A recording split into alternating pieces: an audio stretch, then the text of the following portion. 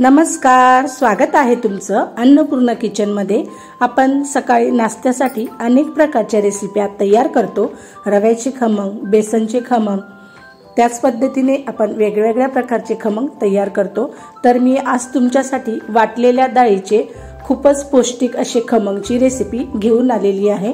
या अगोदर मी गुजरातची फेमस टमटम ही रेसिपी दाखवली होती, त्याच पद्धतीने मी ही रेसिपी तयार केलेली आहे। खूप सोप्या पद्धतीने ही रेसिपी तयार होते। चला तर मग वेळ न घालवता रेसिपीला सुरुवात करूया। सर्वात अगोदर मी इथे 1 वाटी चण्याची डाळ घेतलेली आहे आणि 4 ते 5 तासासाठी व्यवस्थित अशी भिजवून घेतलेली आहे। म्हणजे आपण ज्या पद्धतीने ही डाळ हाताने तोडून पाहू तर ही सहज अशी तुटल्या जाते, म्हणजे 2 भागा या डाळीच्या होतात। अशा पद्धतीने आपण ही डाळ व्यवस्थित भिजवून घेणार आहोत आणि 2 ते 3 पाण्याने मी ही डाळ स्वच्छ धुवूनही घेतलेली आहे। आता आपण ही डाळ मिक्सरच्या भांड्यामध्ये घालून व्यवस्थित अशी जाडसर ही आणि थोडीशी रवाळ अशी ही डाळ दळून घेणार आहोत, म्हणजे जेणेकरून त्याचे डाळीचे अख्खे कण राहता कामा नये अशा पद्धतीने आपण ही डाळ मिक्सरला फिरवून घेणार आहोत।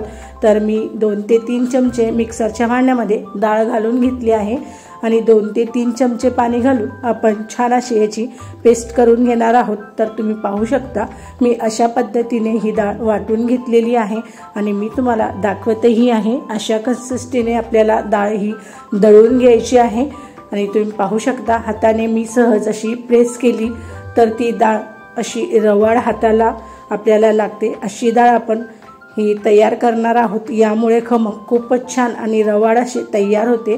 तर अशा पद्धतीने मी सर्व डाळ ही व्यवस्थित मिक्सरच्या भांड्यामध्ये घालून वाटून घेतलेली आहे आणि एका मोठ्या भांड्यात मी ही डाळ सर्व काढूनही घेतलेली आहे।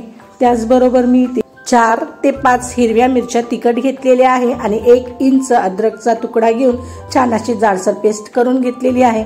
तर आपण हे खमंग स्टीम करणार आहोत, तर त्यासाठी मी एका मोठ्या कढईमध्ये 2 ते 3 ग्लास पाणी घालून छान असे वाफवून घेणार आहोत। ही प्रोसेस आपल्याला सर्वात अगोदर सर्व बॅटर एकत्र करायच्या अगोदर करायची आहे। तर मी वाटून घेतलेल्या डाळीमध्ये 1 लिंबूचा रस घातलेत आहे आणि वाटून घेतलेली हिरवी मिरची आणि अद्रकची पेस्ट घालून घेणार आहोत।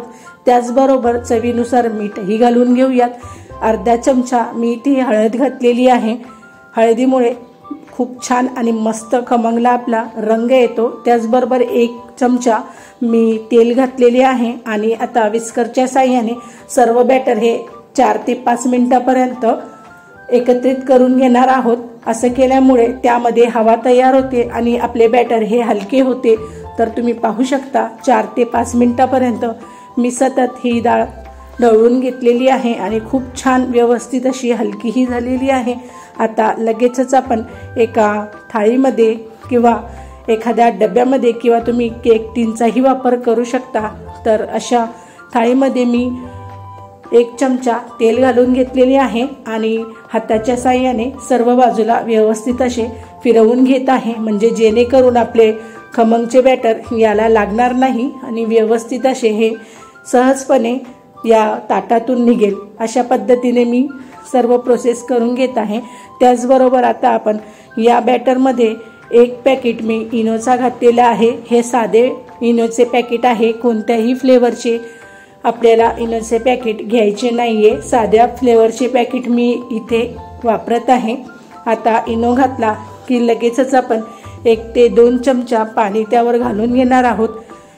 तर 1 ते 2 चमचा पाणी घातल्यामुळे आपल्या इनोला बबल्स तयार होतात आणि आता व्यवस्थित विस्करच्या साहाय्याने आपण सर्व बॅटर हे एकजीव करून घेणार आहोत।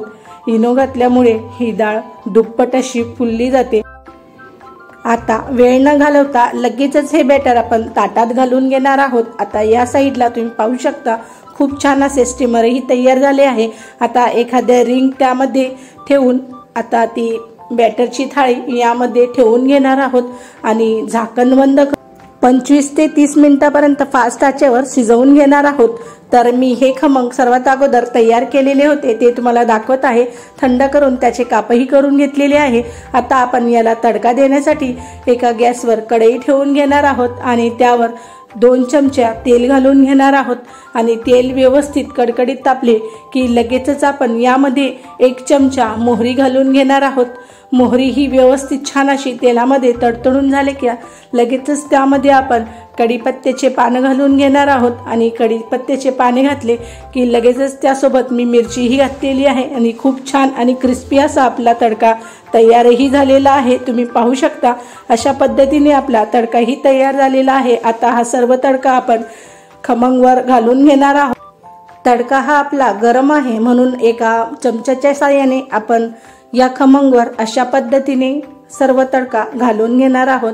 हळूवार पद्धतीने आपण सर्व तडका यावर घालून घेऊयात। सर्व साईडला व्यवस्थित असा तडका लागेल असे आपण हे खमंग तयार करून घेणार आहोत आणि तुम्ही पाहू शकता खूप छान आणि जबरदस्त तडकाही लागलेला आहे।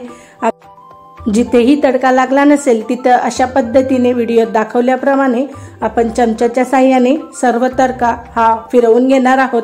आता लगेचच त्यावर आपण बारीक कापून घेतलेली कोथिंबीर घालून घेणार आहोत। यामुळे खमंग हे खूप छान तयार होते। अशा पद्धतीने मी हे खमंग तयार केलेले आहे। तयार आहे आपल्या वाटलेल्या डाळीचे पौष्टिक आणि जबरदस्त चवीला असे खमंग ही रेसिपी। तर मी तुम्हाला एक खमंग काढूनही दाखवत आहे। थाळीला तेल लावल्यामुळे ते सहज ते ताटापासून वेगळे होते आणि खूपच सॉफ्ट असे खमंग तयार झालेले आहे। जबरदस्त चवीला हे खमंग तयार होते। हे खमंग तुम्ही हिरव्या चटणी सोबतही किंवा सॉस किंवा शेजवान चटणी सोबतही एन्जॉय करू शकता। त्याचबरोबर तुम्ही लहान मुलांच्या डब्यासाठीही हे खमंग देऊ शकता आणि सकाळच्या घाई गडबडीमध्ये नाश्त्यासाठीही झटपट तयार होणारी रेसिपी आहे।